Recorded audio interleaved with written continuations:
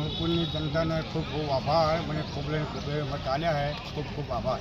તમારું નામ બોલો. દરેક મારું નામ ઠાકોર રતિલાલ ભીખાજી, કુણપુર, તાલુકો વિરમગામ, જિલ્લો અમદાવાદ. અને તમારા ગામની અંદર જે અત્યારે ઉત્સાહ કેવો જોવા મળી રહ્યો છે? સરસ, શાંતિનો માહોલ છે.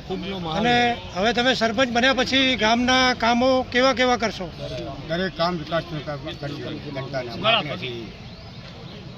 અને ગામની અંદર જનતા જે રહી છે, તમારા વિશ્વાસથી તમને જે જીતાડવામાં આવ્યા છે દરેક ગામવાળા જનતાનો, તમે શું વ્યક્ત કરશો? આભાર.